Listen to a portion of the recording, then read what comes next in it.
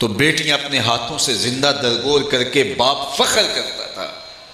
ذرا سنیے، اگر میرے حضور نہ آتے تو آج انسان کہاں جا چکا ہوتا۔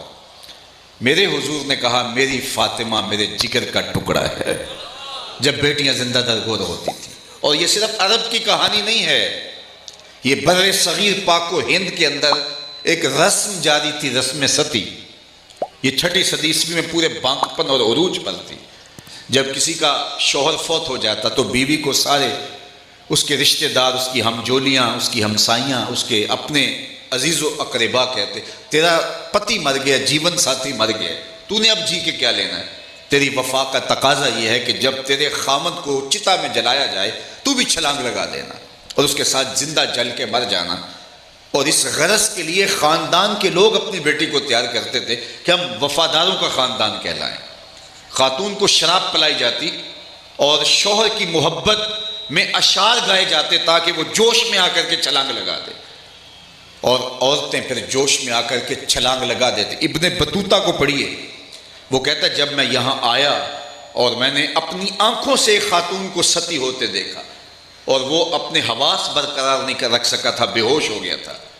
کتنی خواتین تھی جو ظالمانہ رسم کا شکار ہو رہی تھی، بیوہ کو بند کمرے میں ڈال دیتے اور 1 سال تک اس کو نکلنے نہیں دیتے تھے اور بدلنے کے لیے لباس بھی نہیں دیتے تھے، اور سال کے بعد پھٹے ہوئے لباس کے ساتھ جب وہ باہر آتی تو اس کی جھولی میں اونٹ کی مینگنیاں ڈالی جاتی اور وہ بازار میں جاتی اور لوگوں کو مینگنیاں مارتی۔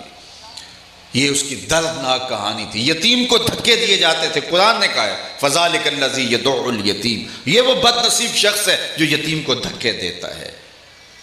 زنزیبار کے اندر میں نے وہ جگہ اپنی آنکھوں سے دیکھی ہے جہاں غلاموں کو پورے افریقہ سے لا کے باندھا جاتا تھا اور پھر جہاز بھر کر کے پوری دنیا کے اوپر سپلائی کیا جاتا تھا، اور اس غلام کا کوئی حق نہیں ہوتا تھا۔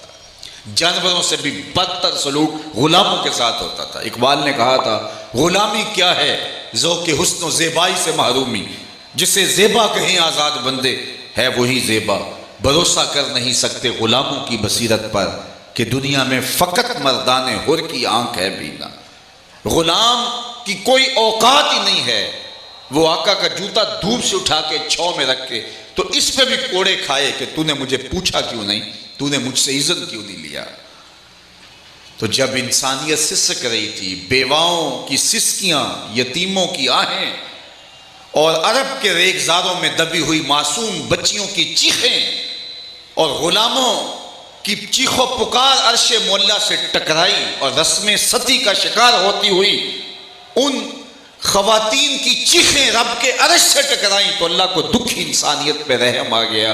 آمنہ کی آغوش میں رحمت بن کے محمد عربی تشریف۔ میں کہتا ہوں ہمارے بدن پہ اتنے بال نہیں ہیں جتنے رسول اللہ کے احسانات ہیں۔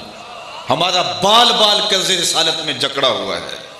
اگر وہ جلوہ گر نہ ہوتے تو انسانیت آج کس گڑھے میں ڈوبی ہوئی ہوتی۔ سکا باپ اپنے ہاتھ سے بیٹی زندہ درگور کرتا تھا یا نہیں کرتا تھا؟ یہ تاریخ کا ایسا حوالہ ہے جس کو جھٹلایا نہیں جا سکتا۔